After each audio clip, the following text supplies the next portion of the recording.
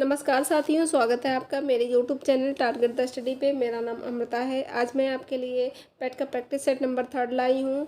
इस स्लाइड में जितने भी क्वेश्चन हैं वो बहुत ही महत्वपूर्ण हैं। ये पिछली परीक्षाओं में आए हुए हैं। इस वीडियो को अब अगर आप लास्ट तक देखेंगे तो 4-5 क्वेश्चन तो आपकी आने वाली परीक्षा पेट में ज़रूर ही आएंगे। तो हमारा आज का पहला क्वेश्चन है, पूर्व में भारत की सीमा किन किन देशों से लगती है। ए ऑप्शन है पाकिस्तान अफगानिस्तान, बी ऑप्शन है चीन नेपाल भूटान, सी ऑप्शन है भूटान अफगानिस्तान, या डी ऑप्शन है म्यांमार और बांग्लादेश। इसका सही ऑप्शन है भारत की जो पूर्व की सीमा है वो म्यांमार और बांग्लादेश के साथ लगती है। जो पश्चिम में है, पश्चिम में जो सीमा है वो पाकिस्तान से लगती है।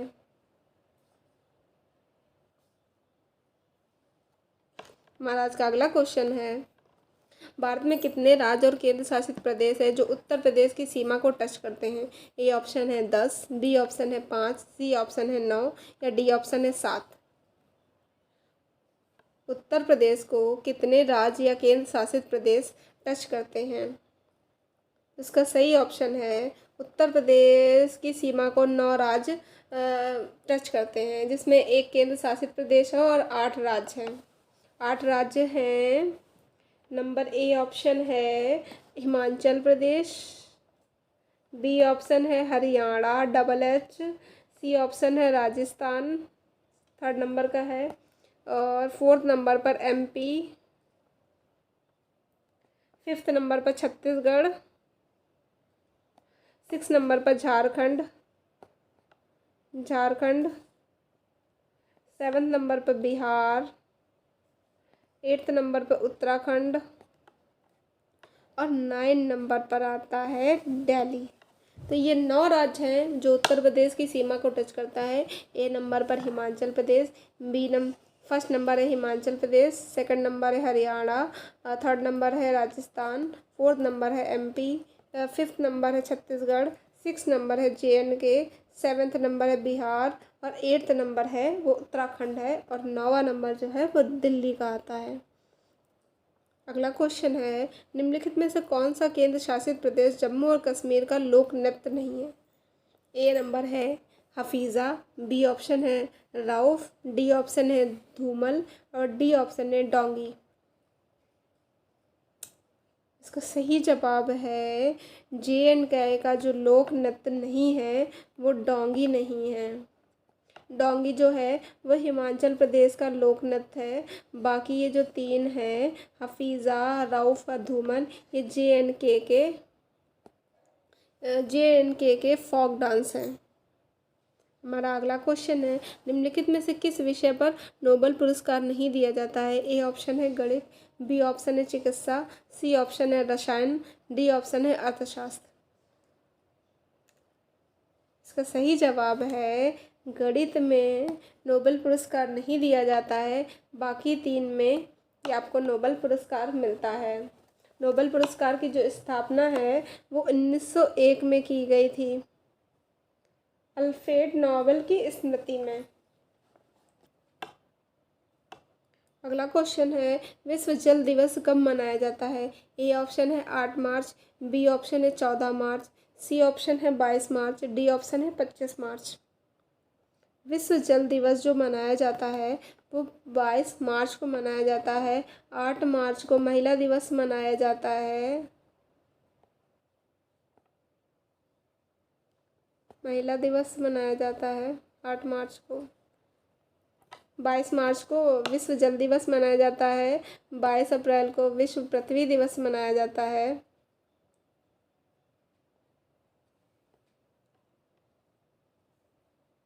हमारा अगला क्वेश्चन है, निम्नलिखित में से कौन सा देश आसियान का सदस्य नहीं है।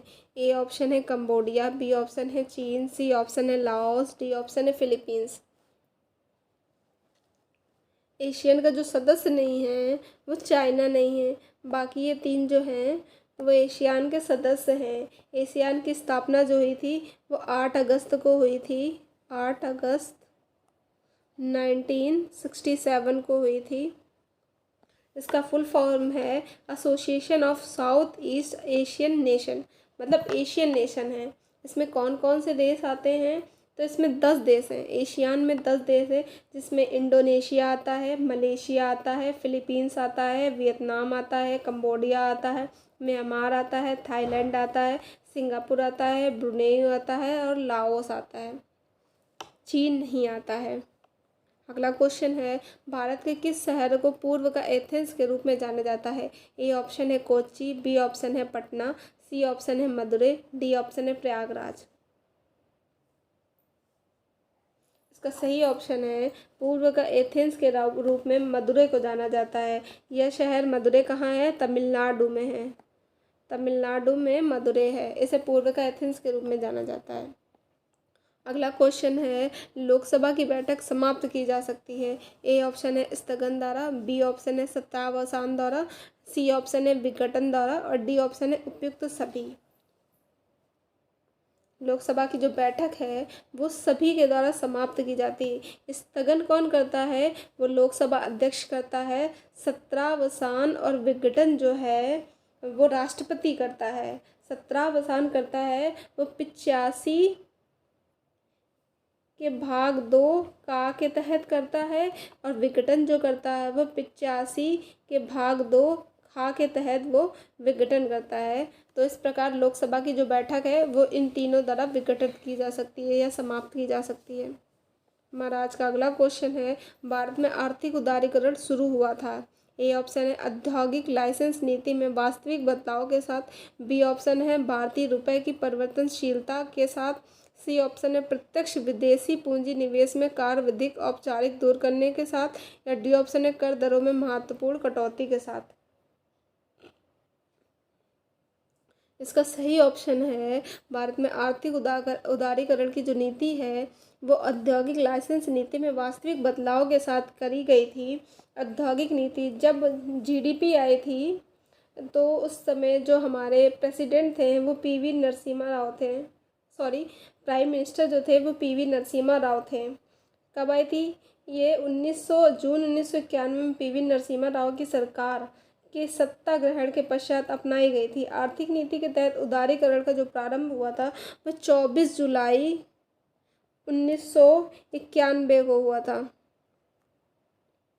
24 जुलाई को नई औद्योगिक नीति घोषित हुई थी। इस नीति में प्रमुख 18 उद्योगों को छोड़कर बाकी सभी को लाइसेंस मुक्त कर दिया गया था। अगला क्वेश्चन है, द्वितीय हरित क्रांति का उद्देश्य निम्नलिखित में से किस कृषि उत्पाद की वृद्धि से संबंधित है? ए ऑप्शन है बड़े किसानों को सुलभ क्रेडिट की उपलब्धता, बी ऑप्शन है सहकारी खेती, सी ऑप्शन है अंतर्विष्ट वृद्धि, डी ऑप्शन है ग्रामीण क्षेत्र का विकास।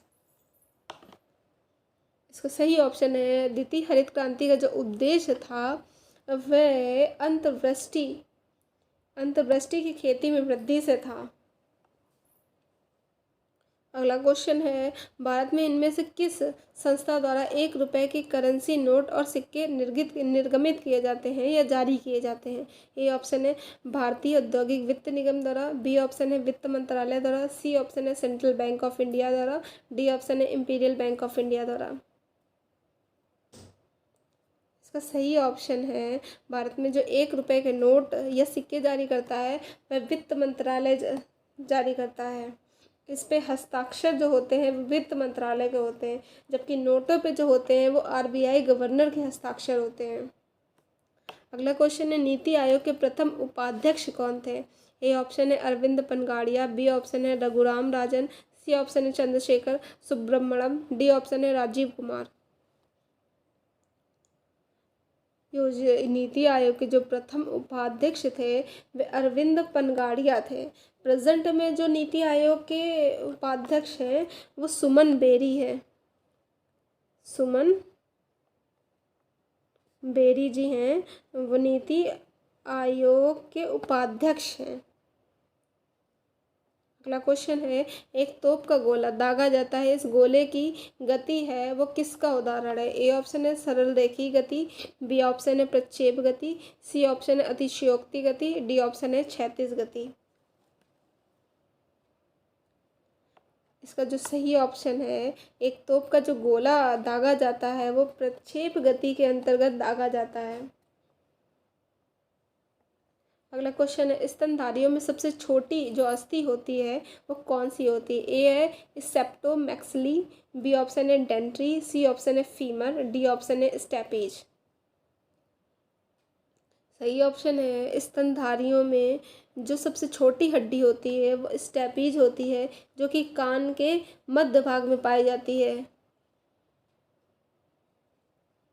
अगला क्वेश्चन है, गन मेटल किस मिश्र धातु से निर्मित है? ए ऑप्शन है copper tin zinc, B option है copper lead silver, C option है copper zinc lead, D option है कॉपर आयरन निकल। इसका सही ऑप्शन है, जो गन मेटल एक मिश्र धातु है वो कॉपर टिन और जिंक से निर्मित की जाती है, जिसमें कॉपर मिलाया जाता है 88%, कॉपर, जिंक मिलाया जाता है जिंक मिलाया जाता है 2 से 4% जिंक, और टिन मिलाया जाता है 8 से 10% टिन मिलाया जाता है। हमारा अगला क्वेश्चन है, आतिशबाजी में हरे प्रकाश के उत्पादन के लिए निम्न में से क्या जिम्मेदार है? ए ऑप्शन है सोडियम, बी ऑप्शन है बोरियम, सी ऑप्शन है सिलिकॉन, डी ऑप्शन है पोटेशियम।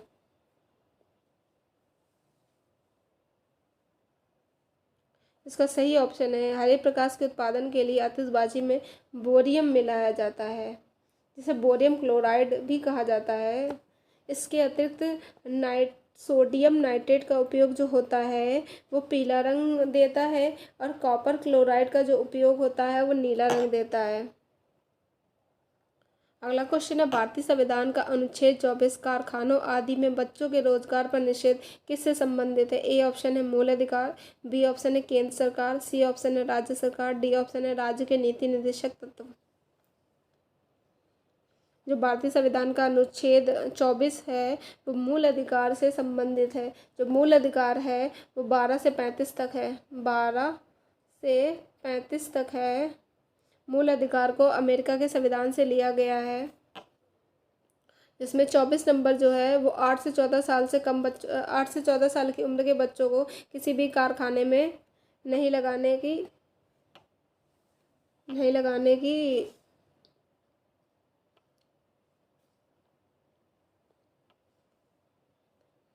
की समीक्षा करता है। 18 नंबर का क्वेश्चन है, भारतीय संविधान का अनुच्छेद 43A उद्योगों के प्रबंधन में श्रमिकों की भागीदारी किससे संबंधित है? ए ऑप्शन है राज्य सरकार, बी ऑप्शन है केंद्र सरकार, सी ऑप्शन है राज्य के नीति निर्देशक तत्व, डी ऑप्शन है मूल अधिकार। इसका सही ऑप्शन है 43A जो है वो 43A है वो राज्य के नीति निर्देशक तत्व से संबंधित है। भारतीय संविधान का अनुच्छेद 43A उद्योगों के प्रबंधन में श्रमिकों की भागीदारी जो है वो राज्य के नीति निर्देशक तत्व से संबंधित है। जो भाग 4 है वो 36 से 51 तक आता है, 36 से 51 तक आता है। उसी में ही राज्य के नीति निर्देशक तत्व 43A में वर्णित है।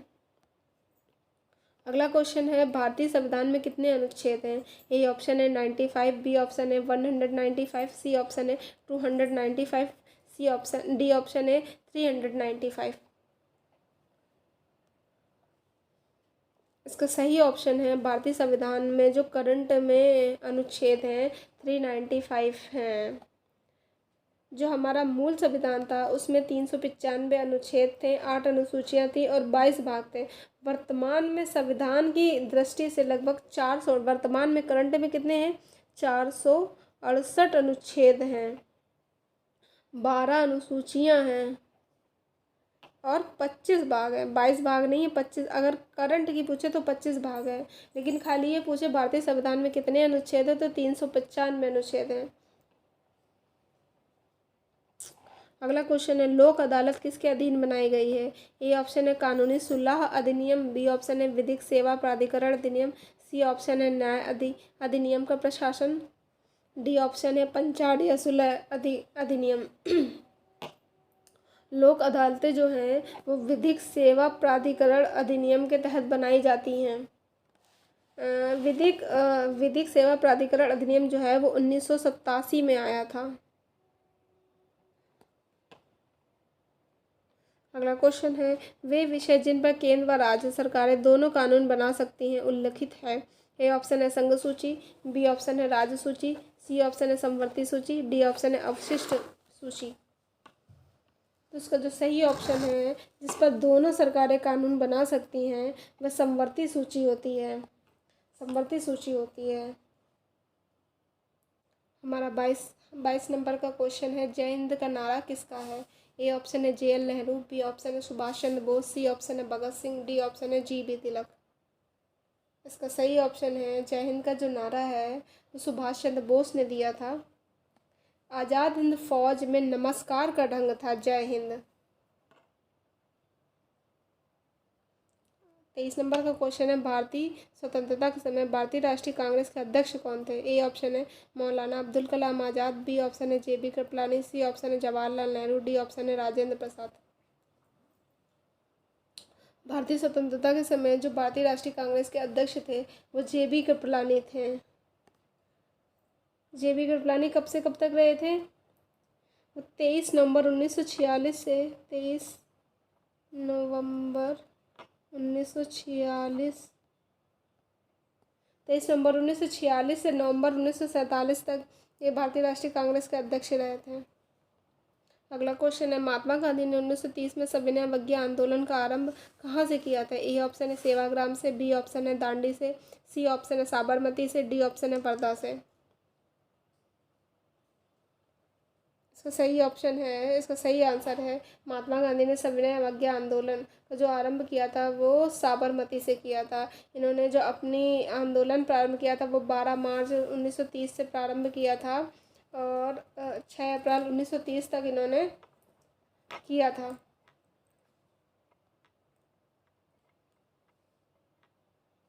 आंदोलन उन्होंने 6 अप्रैल 1930 तक किया था। इनकी जो 24 दिन का इनका ये आंदोलन चला था। 25 नंबर का क्वेश्चन, निम्नलिखित में से किसके अंतर्गत भारत में सर्वप्रथम सर्वोच्च न्यायालय की स्थापना हुई थी। ए ऑप्शन है रेगुलेटिंग एक्ट 1773, बी ऑप्शन है चार्टर्ड अधिनियम 1853, सी ऑप्शन है भारत सरकार अधिनियम 1935, डी ऑप्शन है भारतीय संविधान अधिनियम 1950। इसका सही आंसर है भारत में जो सर्वोच्च न्यायालय की स्थापना हुई थी वो रेगुलेटिंग एक्ट 1773 के अंतर्गत हुई थी। जो सबसे पहले जो सर्वोच्च न्यायालय बना था वो कलकत्ता में एक सर्वोच्च न्यायालय की स्थापना की गई थी। इसमें एक मुख्य न्यायाधीश और 3 अन्य न्यायाधीशों की स्थापना की गई थी। इस सर्वोच्च न्यायालय को समान न्यायालय एवं देश विधि के न्यायालय, नौसेना विधि के न्यायालय, धार्मिक न्यायालय के रूप में कार्य करना था। यह उच्चतम न्यायालय 1774 में गठित किया गया था, जिसकी जो पहली न्यायाधीश थी वो एलिजा एम्पे थी। इसमें 3 क्वेश्चन बनते हैं। सबसे पहला जो उच्च न्यायालय बना था, सर्वोच्च न्यायालय बना था, वो बना था कलकत्ता में। पहली न्यायाधीश थी एलिजा एम्पे और किस अधिनियम के तहत बना था, तो रेगुलेटिंग एक्ट 1773 के अधिनियम के बना था। अगला क्वेश्चन है, इनकलाब जिंदाबाद का नारा किसने दिया था। ए ऑप्शन है इकबाल, बी ऑप्शन है MK गांधी, सी ऑप्शन है भगत सिंह, डी ऑप्शन है SC बोस। इसका सही ऑप्शन है इनकलाब जिंदाबाद का जो नारा है वो भगत सिंह ने दिया था। लिखा किसने था, हसरत मोहानी ने लिखा था और भगत सिंह ने दिया था नारा। अगला क्वेश्चन है, निम्नलिखित में से कौन सा वेद जो है वो सबसे पुराना है। ए ऑप्शन है यजुर्वेद, बी ऑप्शन है सामवेद, सी ऑप्शन है ऋग्वेद, डी ऑप्शन है अथर्ववेद। सबसे पुराना जो वेद है वो ऋग्वेद है। सबसे पुराना वेद जो है वो ऋग्वेद है। अगला क्वेश्चन है, ब्रिटिश प्रशासन के दौरान निम्न में से किस गवर्नर जनरल ने हड़प नीति अपनाई थी। ए ऑप्शन है लॉर्ड कॉर्नवालिस ने, बी ऑप्शन है लॉर्ड हेस्टिंग ने, सी ऑप्शन है लॉर्ड विलियम बेंटिंग ने और डी ऑप्शन है लॉर्ड डलहौजी ने।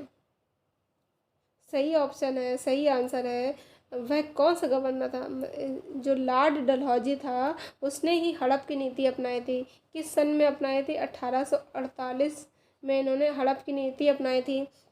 सबसे पहला जो इन्होंने राज्य हड़पा था, जो सबसे पहला प्रदेश हड़पा था वो सतारा हड़पा था और सबसे लास्ट में 1848 में इन्होंने सतारा को हड़पा था और सबसे लास्ट में झांसी और नागपुर को हड़पा था, वो 1854 में हड़पे थे।